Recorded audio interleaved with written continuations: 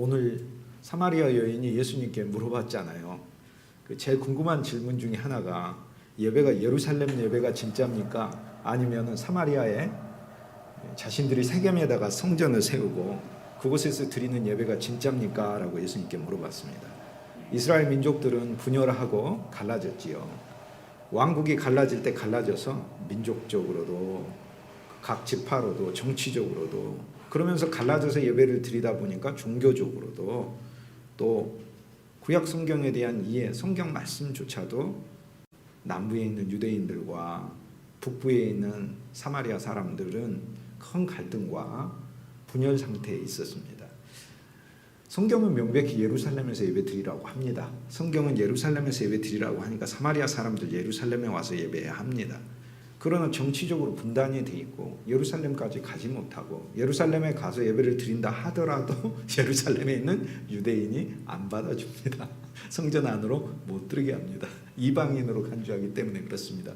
그러니까 예루살렘에 가서 예배 드리고 싶어도 드릴 수 있는 게 아니지요.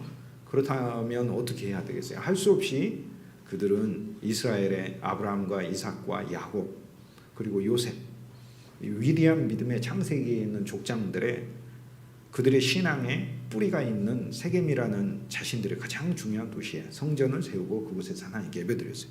그곳에서 아브라함이 여호와의 이름을 부르고 예배드렸고 이삭도 예배드렸고 야곱도 예배드렸고 세겜에서 창세기 34장 예배드렸고 요셉도 죽어서 그곳에서 뼈가 묻히고 살았을 때도 그곳에서 하나님께 예배드렸으므로 신앙의 조상들이 아브라함과 이삭과 야곱의 영원한 하나님이라고 하셨기 때문에 그들이 예배드린 그 장소에서 우리가 예배드리면 하나님 받아들이시지 않겠느냐라고 예배했습니다.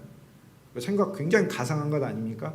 저는 굉장히 가상하다고 생각합니다. 그럼에도 불구하고 하나님께서는 예루살렘에서 예배하라고 명령을 주셨고 율법을 통하여 그 이후로 선지자들을 통하여 말씀하셨고 유대인들도 예루살렘에서 예배가 진짜야 라고 얘기를 하는 것이죠. 이 사마리아 여인은 삶에 많은 문제가 있었죠. 그런데 하나님께 와서 예배했잖아요. 예배할 때마다 하나님께 기도했을 거 아닙니까? 하나님 왜 내 인생이 이러죠? 내 인생이 왜 결혼을 5번 해야 될 정도로 그 중에는 죽음의 사별도 있었을 테고 버려진 것도 있었을 테고 본인이 도저히 살 수 없는 사람과 만나서 헤어진 것도 있었을 거 아닙니까? 내 인생은 왜 이래야 되죠? 그럼에도 불구하고 하나님 앞에 나와서 계속 예배했어요. 이거 정말 잘한 겁니다. 그 가운데 그리스도를 만난 거예요. 그 가운데 그리스도를 만난 거예요. 그런데 이 여인은 예배드리면서도 마음속에 하나 거리낌이 있었어요. 우리가 드리는 예배, 내가 드리는 예배를 하나님 받아주실까? 그런데 그 가운데 예수님을 만난 거 아니에요. 그래서 오늘 예수님이 얘기해 주셨어요. 유대인은 아는 것을 예배하고 너희는 모르는 것을 예배한다. 어쨌든 유대인의 예배가 조금 더 나은 예배라고 말씀하셨어요. 나은 예배다라고 얘기하셨고 구원이 유대인에게서 남이라라고 얘기하시면서 예루살렘에서 예배를 드리는 것이 그것이 더 낫다라고 말씀하셨어요. 그런데 주님은 이러한 인간이 이곳이냐 저것이냐라는 제한 속에 있을 수밖에 없는 그 환경, 그 제약을 주님은 끊어버리셔요. 끊어버리시고 뭐라고 말씀하시냐면 이곳에서도 저곳에서도가 아니라 하나님께 예배하는 때가 온다라고 말씀하시는 거예요. 무엇이 중요한 거예요? 장소가 실제로는 중요한 게 아니고 예배하는 때가 내게 있는 게 중요한 거예요. 저는 이 교회가 저 장소에서 그리고 그 다음 장소에서 그리고 또 그 다음 장소에서 그리고 이 장소에서 예배 드리는 것을 봅니다. 어느 장소가 가장 중요할까요? 어느 장소가? 물론 시간에 있어서는 이 장소가 저 장소보다 낫다라고 주님이 말씀하신 것처럼 그 대답이 있습니다. 그러나 그리스도가 오시면서 이제 시간의 문제를 뛰어넘어 질문은 예루살렘입니까? 사마리아입니까? 라고 답했는데 주님이 예루살렘이기는 한데 그 예루살렘은 장소의 예루살렘이 아니라 카이로스라는 하나님의 시간의 예루살렘이다 라고 답을 주신 거예요. 여러분 지금 이 시간 그리고 앞으로 매주도 하나님 앞에 더 전진된 예배를 드리고 전진된 예배는 믿음으로 예배를 드리는 거예요. 하나님이 주실 축복을 기대하면서 예배를 드리는 거예요. 하나님이 내 인생을 붙들고 가시고 하나님이 내 인생을 책임지신다는 믿음 안에서 예배를 드리는 거예요. 선하신 하나님이 만세전에 우리를 그분 품 안에서 예정하셨고 우리를 부르셔서 우리를 일생 동안 축복하시고 온 땅에 그리스도의 빛으로, 그리스도의 증거로, 하나님의 교회를 위한 일꾼으로, 하나님의 풍성의 간증으로 우리 인생을 계획하시고 예정하시고 이끌고 가신다는 믿음 안에서 감사하며 찬송하는 예배를 드리시길 주님의 이름으로 축복합니다. 주님은 영과 실제로 예배한다라고 말씀하셨어요. 영으로 예배하라는 거예요. 우리는 온 마음을 다해 예배합니다. 그런데 온 마음은 구약입니다. 사실 옛 언약입니다. 왜냐하면 구약에 내 마음을 다하고 정성을 다하고 뜻을 다하고 목숨을 다해. 그런데 이것 전부가 영이 아닙니다. 실은 이것은 마음입니다. 그런데 우리는 온 마음을 다해 예배를 드리는데, 저는 온 마음을 다해 하나님께 예배를 드리려고 했는데 안 드려져요. 솔직히 제가 고백을 할게요. 그런데 주님 온 마음을 다해 예배 드리는 게 아니라 영으로 예배한다고 하셨어요. 영.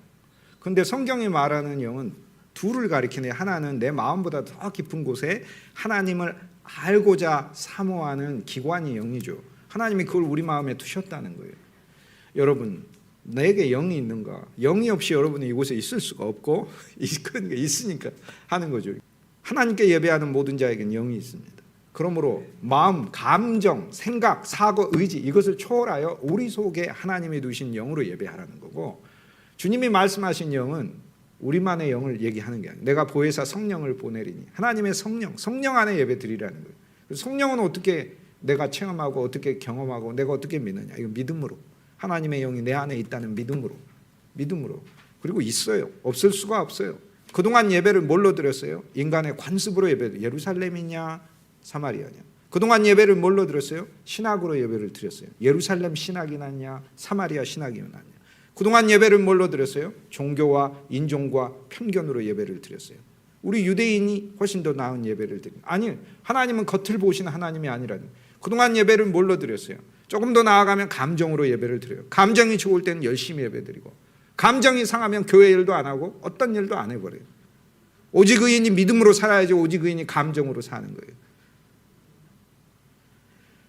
그리스도인이 환경에 의해서 좌우되는 거예요. 환경이 좋으면 하나님을 찬송하고, 여호와 하나님을 찬송합니다 그러고, 환경이 열악해지면 세상 다 이런 것처럼 절망해가지고 하나님 안에서 마음이 약해지고, 그럴수록 하나님을 찬송해야 되는데, 오직 의인이 환경에 좌우돼서 살고, 오직 의인이 감정에 좌우돼서 살고.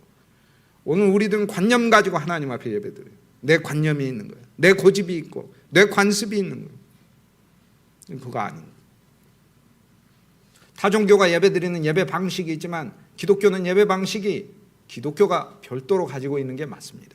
그리고 기독교의 예배 방식은 인간의 관념과 고집과 감정이나 의지나 종교적인 사상이나 지식에 근거한 것이 아니고 하나님의 성령이 내 안에서 말씀하신 바에 좌우된. 그럼 하나님의 영으로 예배한다는 게 무엇일까요? 내가 하나님 앞에 새로 태어났고, 그리고 이 하나님의 영은 하나님의 본질을 내게 가져다 주고 하나님의 능력과 선물과 은사를 주시는 영 아니에요. 그렇기 때문에 우리가 예배할 때 주님이 뭐라고 말씀하세요? 이미 내가 너희에게 예배할 자격과 자질을 주었고, 그 하나님의 영이 너희 속에 있고 그 하나님의 영이 너를 축복하며, 은혜의 성령이니까 내가 너를 은혜롭게 대하며 내가 너를 용서하며 내가 너를 씻으며 내가 너와 함께 한다는 그 믿음 아래서 예배드리라는 것이, 이것이 바로 영 안에서 예배를 드린다는 것이에요. 이제는 우리가 예배드리는 게 외적인 게 아니에요. 그리스도의 몸된 교회를 아름답게 이루어가는 여러분이 하나님 앞에 훨씬 더 전진된 믿음으로 예배드리실 수 있길 주님의 이름으로 축복합니다. 진정으로 예배드리라. 옛날 성경엔 진정, 어떤 성경엔 진리로 예배드리라 이렇게 되는데, 사실 헬라어의 이 단어는 알레테이아라는 단어예요. 이거는 주님이 실제라는 말이에요. 실제로 예배드리는, 실제, 저의제자입니다. 자의제자가 아니고 실자의제자가 있고, 그건 진짜 존재한다는 뜻이고, 실저의제자가 있어요. 실제라는 건 뭔가 진짜를 말해요. 예를 들어 박스가 있는데 박스 속에 무엇이 진짜로 있어야 그 진짜 있는 걸 실제라고 우리가 부르죠. 그럼 박스를 열었는데 아무것도 없으면 통 비었네 이런 거하고 같은. 여러분이 택배를 받았어요? 택배 박스를 열어봤어요. 있잖아요. 그 있는 거, 그 안에 든 거를 그걸 실제라고 불러요. 그런데 열었는데 아니 빈 봉투만 있어. 그러면 그때 우리는 굉장히 난감해집니다. 이상하다. 내가 주문했는데 어디서 잘못됐지? 배송하는 데인가? 아니면 처음부터 패키징 하는 데인가? 아니면 우리 집에 왔는데 거기 잘못 없고 주위에 어떤 사람이 빼갔나? 통 비었죠. 텅 빈 것의 반대가 실제예요. 주님이 뭐라고 말씀하세요? 예배를 드리는 실제로 예배해라. 그 얘기예요. 무슨 얘기예요? 다른 거 사실 다 껍데기고 모형이다. 사마리아도 껍데기고 예루살렘도 껍데기고 인간도 껍데기다라는 거예요. 실제가 뭐냐면 예수님이 어디다 쓰냐면 여기 진리라는 단어를 어디다 써요? 요한복음 14장 6절에 내가 곧 길이요 진리요 생명이다 이렇게 말해요. 예수님이 본인이 실제래요. 본인이. 그래서 앞으로 예배를 할 때는 예배를 나로 드리는 게 아니라 그리스도로 드리라는 말씀이에요. 그리스도로. 예수님은 누구예요? 예수님은 여러분에게 은혜요. 예수님은 긍휼이요. 예수님은 생명이요. 예수님은 여러분에게 실제인 거 실제. 여러분의 인생이 텅 빈 것 같습니까? 예수님이 축복의 실제로 여러분 안에 채워져 있고 예수님이 여러분의 인생을 정말 인생을 인생답게 만드시는 실제임을 아시길 주님의 이름으로 소망합니다. 이 믿음 아래 예배 드리라는 거예요. 그리스도를 담고 예배하라는 거예요. 그리고 그리스도를 가진 것이 실제를 가진 거예요. 그리스도 없으면 다 껍데기. 계속해서 오늘 우리가 보았던 말씀은 요한복음 4장이잖아요. 요한복음 1장에 보면 하나님 말씀을 열심히 보는 거기 나다나엘이 나와요.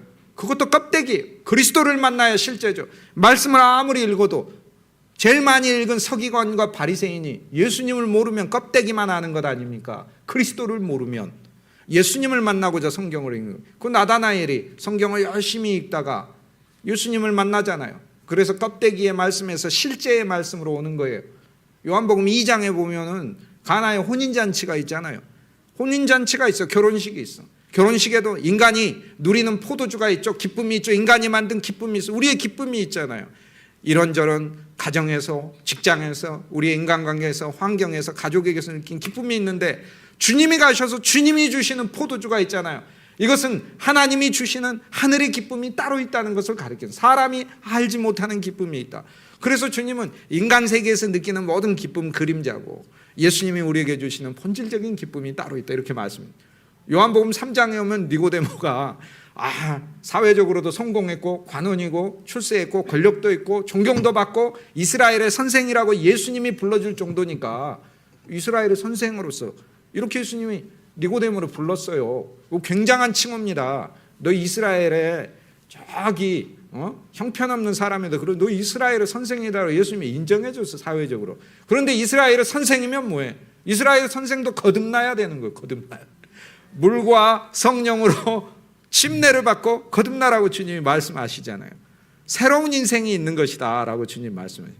오늘 요한복음 4장에 보면 사마리아 여인에게 주님이 뭐라고 말씀하셔요? 이 요한복음 4장에 있는 여인이 어디서 예배드립니까? 라고 물었을 때 주님이 장소의 문제가 아니야. 하나님의 때를 언제나 소유하는 거야.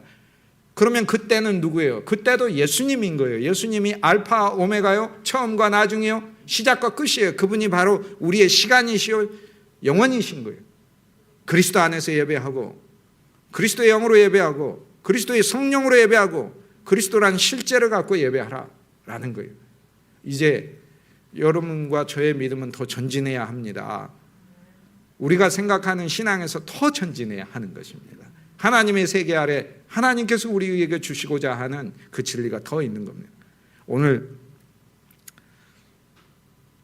이 사마리아 여인을 주님께서 만났을 때 앞부분의 4장 4절에 보면은 성경이 이렇게 사마리아를 통과하여야 하겠는지라 이렇게 돼 있죠. 통과하여야 하겠는지라. 그런데 그 원어는 영어로 하자면 should입니다. 사실 영어에서 should라는 표현을 잘 쓰면 안 돼요. You should 이렇게 했을 때는 진짜 우리는 이제 뭐뭐 해야 한다라는 뜻으로 you should 그럴 때는 진짜 정말 심각한 걸 가리켜요. 여기에 그런 의미로 번역될 수 있는 동사가 되는 거예요. 예수님이 뭐예요? 사마리아로 통과해야, 사마리아로 통과 안 해도 가요. 길을 돌아서 가자면. 그런데 통과해야만 하겠는지라. 왜 이 여인을 만나야만 하겠는지라 라는 하나님의 예정된 뜻을 말해요. 하나님은 반드시 이 여인을 만나야 하겠다라고 하는 거예요. 저는 이 사마리아 여인을 주님이 의도하시고 만나시는 이 계획 속에 주님이 무엇을 우리에게 얘기해 줘요? 내가 네 인생을 반드시 만나야만 하겠다라고 말씀하시는 거예요. 어느 성경의 본문보다도 여기 등장하는 사마리아 여인의 인생은 진짜 우리가 닮고 싶지 않은 인생이에요. 여러분, 사람이 혼인하면 저도 결혼식 주례를 최근에 했는데 서야가지 않습니까? 그런데 혼인을 어떻게 5번씩이나 합니까? 한두 번은 인간 세계에서 일어날 수 있는 어떤 환경 속에 그것은 봅니다만, 그것은 하고 하지 말아야 될 걸 말하는 게 아니라 이 여인에게 지속된 불행이 있었다는 걸 이야기하잖아요. 이처럼 불행이 어디 있어요? 그렇다고 여섯 번째 만난 남자에게 참다운 가정의 행복을 얻었느냐? 그것도 아니래잖아요. 주님이 지금 너와 함께 있는 자도 내 남편이 아니다고 그러잖아요. 여기 복음이 있는 거예요. 인생의 가장 비참한 고민 속에, 고난 속에, 문제 속에 있는 그 사람이 그리스도를 만났다는 거예요. 그리스도를 만났다는 거예요. 저와 여러분의 인생을 보세요. 이 사마리아 여인보다는 그래도 낫잖아요. 사마리아 여인에게도 그리스도가 오셔서 인생의 소망이 되어 주셨는데 저와 여러분의 인생에 왜 그리스도가 오시지 않겠어요? 여러분이 속해서 예배드리는 이 교회를 통하여, 믿음을 통하여 예수 그리스도가 여러분의 인생에 문제가 되어 모든 그 갈등들을 풀어주시고 여러분의 인생에 환난과 고통이 되는 모든 상황들에 대하여 그리스도가 해답이 되시는 놀라운 역사를 체험하길 주님의 이름으로 축복합니다. 주님께서 이 여인에게 오셨잖아요. 이게 복음인 거예요. 이게 복음. 이 여인은 진짜 칭찬받을 게 있어요. 그리스도를 만났다는 거. 그리고 그리스도를 만나서 뭐라고 얘기해요? 영원히 목마르지 않는 물을 주십시오 라고 얘기해요. 영원히 목마르지 않는 물을 주십시오. 하나 더 있는 거예요. 우리가 떠서 마시는 물이 있지만 우리가 떠서 마시는 물이 있어요. 우리가 떠서 마시는 재물이 있고 우리가 떠서 마시는 지식이 있고 우리가 떠서 마시는 이 세상에 기쁨이 있는 거예요. 그런데 주님은 영원히 목마르지 않는 물이 따로 있다고 얘기하는 거예요. 하나님의 교회는 영원히 목마르지 않는 물을 위해서 나오는 거예요. 이게 얼마나 감사해요. 물론 주님은 우리가 인생에서 누리는 모든 것을 다 주시는 주님이에요. 왜? 하나님은 의인과 악인에게 해와 비를 다 주시는 분이시니까. 그런데 우리가 그리스도께 나올 때는 좀 더 본질적으로 영원히 목마르지 않는 물이 있다는 거예요. 여기 사마리아 여인에게 우리가 배워야 된다고 주님이 말씀해 놓은 거예요. 이 여인의 삶은 우리보다 열악할지 모르는데 적어도 이 여인은 주님께 영원히 목마르지 않는 물을 내게 주십시오라고 얘기를 했어요. 주님 분명히 얘기했잖아요. 네가 내가 누구인지 알았더라면 이 물을 네가 나한테 주는 게 아니라 네가 나한테 영원히 목마르지 않는 물을 달라고 했을 것이다. 그러자 이 여인이 내게 주소서라고 얘기하잖아요. 이 말씀을 주님이 온 세계 그리스도인들에게 수도 없이 요한복음 4장을 통하여 수도 없이 얘기하지 않습니까? 그런데 우리는 귀가 막히고 우리는 보지 못하여서 교회에 나와서 무엇을 달라고 하죠? 영원히 목마르지 않는 물을 달라고 하는 게 아니고 목마를 물만 달라고 하고 있죠. 목마를 물만 달라고. 그래서 이 사마리아 여인을 주님이 우리에게 모델로 놓고 영원히 목마르지 않는 물을 주십시오 하는 거예요. 그것은 주님이 진짜 영원히 목마르지 않는 물이 돼요. 그런데 그 이후에 보면 주님이 영원히 목마르지 않는 물이 여기 있다, 마셔라, 이런 귀절이 없어요. 제가 요한복음 4장을 계속 밑에 읽어봤는데 여러분 집에 가서 한번 찾아보세요. 달라고 했는데 예수님이 여기 있다, 마셔라 이러지를 않고, 그러지를 않아요. 그러지 않고 그런 이야기가 없어요. 그런데 어느 순간 갑자기 이 여인이 물동이를 내려두고 기쁨으로 뛰어가는 거예요. 언제 이 여인은 물을 마셨는가? 언제 영원히 목마르지 않는 물을 마셨는가? 예수님과 대화하면서 마셨어요. 예수님과 대화하면서. 이것이 바로 놀라운 역사인 거예요. 여러분, 하나님의 말씀과 대화하면서 매주일 선포되는 주님의 말씀과 또 매일매일 여러분이 누리는 말씀과 여러분이 대화하면서 그리스도 예수를 생명수로 마신다는 믿음 아래, 그리고 실제로 주님이 여러분에게 생명수로 들어가 여러분의 심령을 씻고 감정을 씻고 불신을 씻고 죄악을 씻고 어둠을 씻고 여러분 안에 이 여인에게 주었던 기쁨과 새 인생의 소망을 주신다는 놀라운 사실을 확신하시고 이 믿음 위에 걸어가시길 주님의 이름으로 축복합니다. 이 여인이 또 잘한 게 있어요. 이 여인의 인생은 진짜 불행했잖아요. 그런데 놀라운 분을 만났어. 주님 뭐라고 말씀하셔요? 이 여인에게, 사마리아 여인에게 네 남편을 불러오라 그랬어요. 그 얘기는 아무나 할 수 있는 얘기 아니에요? 가족을 통째로 한번 내가 만나보겠다. 그런데 이 여인이 저는 남편이 없나이다 라고 얘기하는 거예요. 그 포기했고 지금의 남자에 대해서도 혼인관계에 있지 않다는 걸 얘기를 해요. 삶은 사실 어떤 면에서 부도덕한 면이 있는 거죠. 하지만 이 여인의 잘못만 이야기할 수 없어요. 여인이 마음대로 남자를 버릴 수 있는 시대가 아니었고 오히려 남자가 여자를 함부로 버릴 수 있는 시대였기 때문에 예수님이 전에 너에게 남편 5이 있었으나 라고 이야기하면서 말해주지 않아도 모든 인생을 다 살피시고 한눈에 왜 우리 창조주이시니까, 우리를 만드셨으니까, 그리스도가 여러분이 태어날 때 여러분을 이 세상에 내게 했으니까, 여러분이 이 세상에 태어나기도 전에 여러분과 여러분의 자녀들을 만세 전에 하나님의 품 안에서 예수 그리스도가 계획하셨으니까 당연히 아시죠. 그런데 주님의 그 말씀은 하나의 위로인 거예요. 사실 이 여인이 버리는 그런 유대 사회, 이스라엘 사회, 가나안 사회 속에 사는 게 아니에요. 훨씬 더 소수자의 권리가 무시되던 시대에 있었기 때문에 이 여인은 오히려 버림받은 게 더 많았을 거예요. 주님이 너에게 전에 남편 5이 있어서 이거 엄청난 위로인 거예요. 위로인 거예요. 그런데 선지자를 만났잖아요. 당신은 선지자입니다. 왜 내 일을 다 하니까? 여인이 나중에 마을에 가가지고 사람들에게 내가 선지자를 만났는데, 내가 그리스도를 만났는데 그가 나의 행한 모든 것, 나의 과거를 전부 다 내 인생을 압니다라고 얘기하는 거예요. 과거도 현재도 내 미래도 아시 당연히 압니다라고 얘기하는 거예요. 그런데 여러분 예수님을 만약 만났다면 뭐 물어보시겠습니까? 저는 여기서 이상한 거를 발견해요. 내가 만약 사마리아 여인이라면 예수님을 만났을 때 내 인생에 진짜 대답을 주신 우주적인 단 한 분이 예수님 뿐이거든요. 이 땅에 있는 어느 누구도, 귀신도 무당도 어떤 미신적인 인간도 그리고 사람조차도 우리에게 대답을 줄 수가 없어요. 그리스도 외에는 없어요. 그런데 그 예수님을 만났단 말이에요. 그 예수님을 만났을 때 제가 사마리아 여인이라면 내가 그거 물어봤을 것 같아. 주님, 내 인생은 어떻게 돼요? 내 인생은 앞으로 어떻게 해요? 내가 어떻게 해야 이 인생의 굴레에서 벗어나죠? 내가 어떻게 해야 이 고통에서 벗어나죠? 내게 행복은 없는 건가요? 내 인생의 불행은 언제 끝이 나는 건가요? 나는 이렇게 가난하고 외면받고 그렇게 살아야 합니까? 당신이 선지자 아닙니까? 그럼 내 인생에 대해 대답을 해 주십시오. 저는 그렇게 물었을 것 같아요. 그런데 이 여인이 그거 안 물어봐요. 이 여인의 위대한 점이 바로 그거예요. 이 여인의 관심은 어디 있었어요? 예배. 하나님께 내가 진짜 예배하는 이 예배를 하나님이 연락하시는가? 하나님이 보시는가? 이 여인의 관심은 신학적이었고 신앙적이었고 하나님에 관한 것이었어요. 이것이 바로 요한복음 4장이 이 놀라운 그리스도를 만나 생명수를 마신 인간의 이야기 속에서 주님이 오늘 우리에게 말씀하고 있는 거예요. 나와 여러분의 문제가 있잖아요. 지금 현재의 문제, 과거의 문제, 미래의 문제가 있잖아요. 인간은 없는 것도 미리 생각해가지고 고민하는 존재니까, 안 하려고 해도 그럴 수밖에 없는 몸으로 태어났으니까. 그러니 내가 지금 또 여러 문제들이 얽혀 있잖아요. 경제적인 문제, 직업의 문제, 인간관계의 문제, 환경의 문제, 질병의 문제.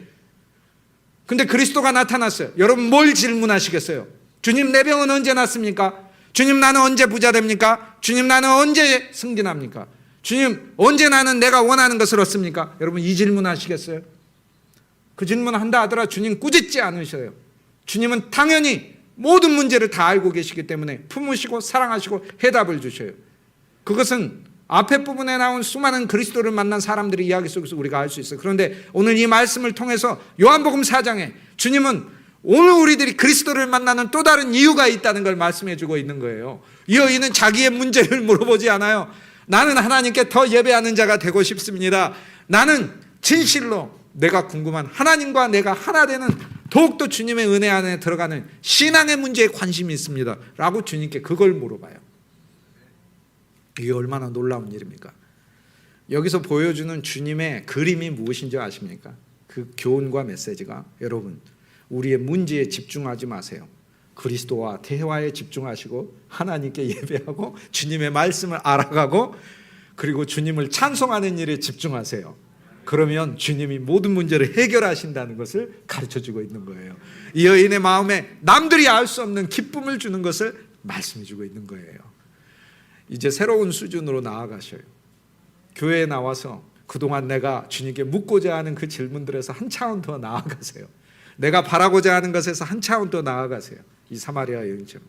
여기 우리 젊고 어린 학생들도 있는데 훨씬 더 여러분의 영은 더 맑아서 그렇게 할 수 있어요.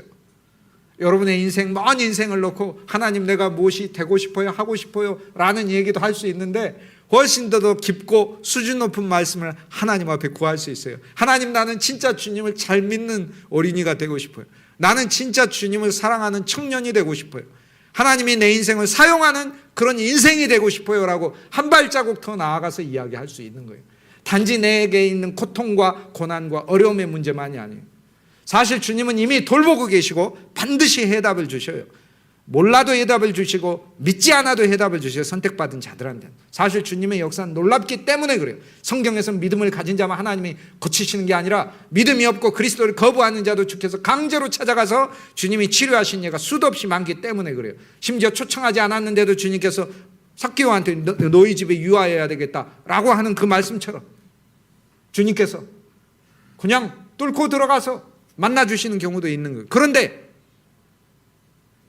오늘 우리는 믿음을 가지고 주님을 대한다는 거 하나님의 나라로 축복하신다는 믿음이고, 거기서 하나 더 나아가면 요한복음 4장에 이 사마리아 여인의 믿음인 거죠. 문제에 집중하지 마시고 하나님과의 관계에 더 집중하시고, 이 관계는 여러분 노력의 관계가 아니라 영과 실제, 여러분 속에 하나님의 영이 있어서 여러분을 돕고 예수 그리스도가 실제로서 이미 여러분 안에 있는 거예요.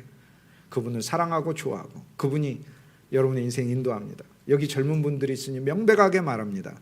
그리스도가 여러분 인생 진짜 인도하셔요. 계획하셨어. 이끌고 가셔. 선하게 그분의 뜻을 따라서 진짜 축복하시는 거예요. 그러므로 젊은 시절부터 마음속에 의심과 불신을 갖지 말고 진짜 하나님을 신뢰해. 정말 하나님은 우리 인생을 이끌고 가시는 하나님이시니까 내게 좋은 것을 주실 하나님을 진짜 붙들고 나가는 거예요. 하나님은 결국에 우리로 하여금 하나님의 은혜를 체험하게 해서 찬송하게 하시는 거죠. 이 여인이 물동이를 버려두고 마을에 가서 막 소리 질렀어요. 내가 그리스도를 만났다라고. 물동이를 버려두고. 그리고 물동이 버려둔 게 여러 의미가 있잖아요. 완전히 쓰레기통에 버렸다는 뜻이 아니라 이제 관심이 주관심이 그게 아니에요. 물동이 여인에게 가사니까 자기 직업의 의미도 있고, 물길로 왔고 야곱의 우물에 물길로 왔으니 자기 종교와 자기 수단의 의미도 있는 것이고, 그런 것들을 제껴두었다는 거 아닙니까? 그리고 이 물동이는 사실 그녀 자신이에요. 물동이하고 그녀는 하나 아닙니까? 우리가 그릇이니까 그것을 버려두고 자기 자신을 그냥 주목하지 않고 우리 자신 주목하는 거 아닙니까? 그리스도를 주목하고, 그리고 마을 사람들한테 가서 이야기하는 거예요. 여러분, 이 믿음을 요한복음 4장에서는 결국에 우리들에게 가르쳐 주는 거예요. 어떤 믿음이에요? 나를 생각하면 내가 어떻게 이야기합니까? 여러분, 제가 저라는 사람이 여러분보다 더 의롭고 더 떳떳하고 훨씬 더 하나님 앞에 올바른 삶을 살아서 말씀 전한 줄 아십니까? 천만의 말씀. 사마리아 여인과 같은 환경 속에서 제가 여러분에게 서서 말씀 전하는 거예요. 악심과 불신으로 가득한 인생을 살아오면서 그리스도를 만났기 때문에 여러분에게 말씀해요. 여러분도 마찬가지인 거예요. 환경이 무슨 상관이 있어? 내가 잘 살고 못 살고 무슨, 여기 이 여인이 그리스도를 만나서 당장에 무슨 부자가 됐습니까? 그리스도를 만나가지고 대번에 가정의 모든 문제가 풀렸습니까? 아니, 주님은 당연히 해결하시죠. 왜냐하면 성경은 전체로서 모든 것을 회복하시고 축복하시는 하나님 우리에게 말씀해주고 있으니까. 그렇지만 이 여인은 무엇을 보여주고 있는 거예요? 사람을 만날 때 창피한 자기 자신에 주목하는 것이 아니라 자기 속에 기쁨을 주시고 생명수를 주시는 그리스도에 주목하며 사람들을 만나는 거예요. 그러므로 여러분이 주위에 있는 사람들을 만날 때, 친구들을 만날 때, 이웃을 만날 때, 직장에 가서 다른 사람들을 만날 때 어떠한 태도로 만나야 되겠어요? 다 죽어가는 절망 속에서 만나는 거, 그 그리스도인의 죄악이에요. 우리 젊은이들이 믿지 않는 젊은이들을 만날 때 어떤 얼굴로 만나야 되는 거? 나는 하나님이 사랑하는 청년이라 내 인생을 하나님이 붙들고 계시기 때문에 내게 어떠한 좌절과 어려움이 와도 나는 기필코 하나님을 신뢰하고 나아간다는 믿음을 보여주는 젊은이로 하나님 앞에 서 있어야 하는 거지. 의심과 불신과 절망과 어둠과 사망의 얼굴로 서 있는 자가 아니라는 거예요.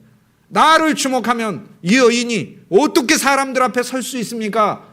뜨거운 한낮에 사람들을 피해서 다 잠자고 휴식할 시간에 물들어오는 여인이 다른 여인들과 함께 재밌고 즐거운 대화를 해야 되는데 그 대화에 끼지도 못하는 여인이, 그러나 그리스도를 통해 주님은 이 여인을 마을 공동체 안으로 들어가게 하고 마을 공동체 안에서 다른 사람들에게 그리스도를 전하게 하고, 그들이 구주를 만나면 그들은 이 사마리아 여인을 존경하고 존중할 수밖에 없잖아요.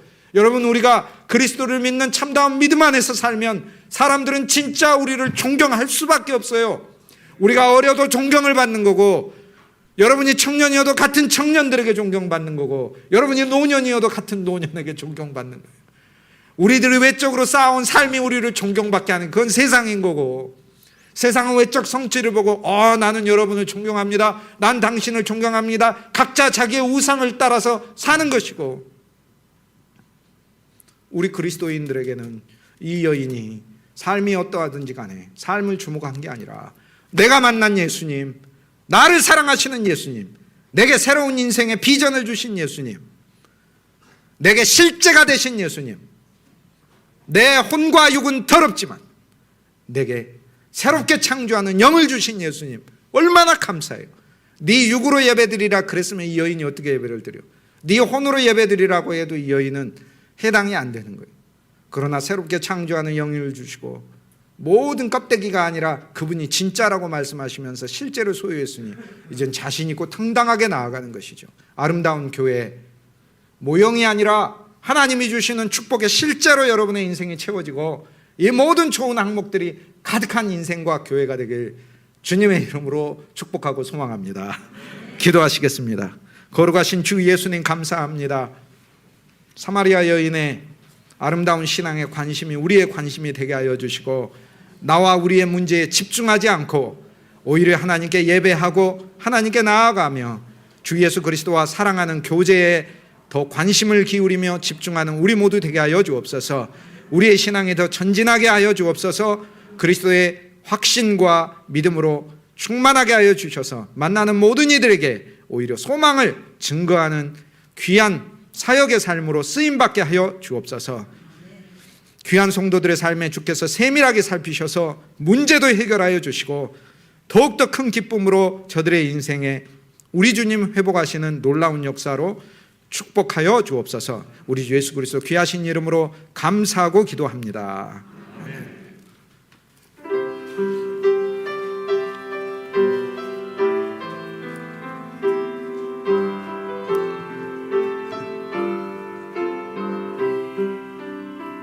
성부, 성자, 성령 삼위일체 하나님, 귀한 성도들의 가정을 축복하여 주옵소서. 특별히 저들의 자녀를 축복하여 주옵소서. 지혜와 명철로 축복하여 주옵소서. 비전과 꿈으로 축복하여 주옵소서. 온 일생을 인도하시고 섭리하심으로 축복하여 주옵소서. 성도들의 직장을 축복하여 주옵소서. 소유를 축복하여 주옵소서. 저들의 계획을 축복하여 주옵소서. 만나는 모든 일을 축복하여 주옵소서. 그리스도의 몸된 교회를 축복하여 주옵소서. 섬기는 귀한 일꾼들을 축복하여 주옵소서. 각양의 은사로 축복하여 주옵소서. 특별히 주의 종에게 축복하여 주옵소서. 하나님이 부으시는 놀라운 풍성으로 가득하게 하여 주옵소서. 이 나라 이 민족을 축복하여 주옵소서. 온 세계 복음 전하는 귀한 선교사님들을 당신의 특별한 은총으로 축복하여 주옵소서. 지금은 우리 주 예수 그리스도의 은혜와 하나님 아버지의 크신 사랑하심과 성령의 교통하심이 주의 자녀들 위에, 이 나라 이 민족 위에, 온 세계 고통받는 수많은 이들 위에, 우주 만물 위에 이제부터 영원히 함께 계실지어다. 아멘.